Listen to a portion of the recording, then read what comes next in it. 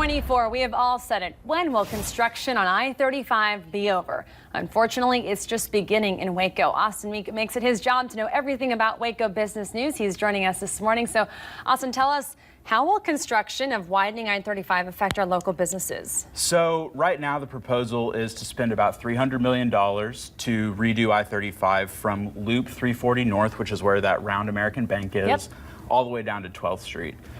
The hope was that we could do it all in one fell swoop, because the goal is to rehab the street from 340 North down to 340 South, where Central Texas Marketplace is. But that comes with a $425 million price tag. Whew. The city doesn't really have the funds to make that happen right now, so they're in discussions with how could we possibly put all this money together to keep us from what could end up being 8 to 10 years of construction if we have to do it in two segments. So that's the big question right now, Taina, is Waco has so much economic growth and there's momentum, but what would 10 years of slow traffic through Waco potentially do for those businesses? We saw what it did to places like Lorena and Troy and all those cities, so hopefully it doesn't have the same effect here on us. You know, you've been spotlighting small businesses. We continue to kind of feature one of them. This week you had a pretty interesting one. I liked it. So one of my favorite small business spotlights that we've done thus far is going to be this morning on Downtown Depot. It airs at 11:30 on KWBU, and it features a guy named Cody Benton and his company Reckless Ironworks. So Cody was formerly a custom motorcycle man, and you'd build bikes from the ground up. But when he came back to Waco and he started making furniture, Joanna Gaines happened to find some planters that he made.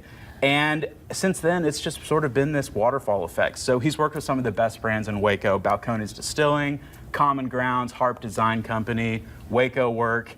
And he's really one of these true craftsmen that we have in Waco. There's so many talented people who are making things with their hands and kind of getting back to those roots. If you go to Cody's shop, you see a lot of his machines are World War II era. Wow. He really is not high on the technology side. He tries to make sure that it is a handcrafted experience and something that can be customized for anyone. All right, really quickly, you can hear that on KWBU. Now you do Pokio's, Waco Business News, KWBU, and now you're adding in something else on your plate for this fall. Tell people what you've now enrolled in. So Leadership Waco is a program through the Greater Waco Chamber where they identify potential community leaders. So I and my cohort will be spending the next 12 months learning about different Waco industries in hopes that we can take that knowledge from these seemingly disparate areas and bring that in to have a cohesive vision of the city that can make it better for everyone. And it's pretty selective. The fact that, you know, you are in that class is pretty special. Not a lot of people get invited, and it is people that they see that are up and coming. They tell you to be wary of any group that would have you as a member, so I have to put that out there. But I am really grateful and honored by the designation and can't wait to learn more about our city.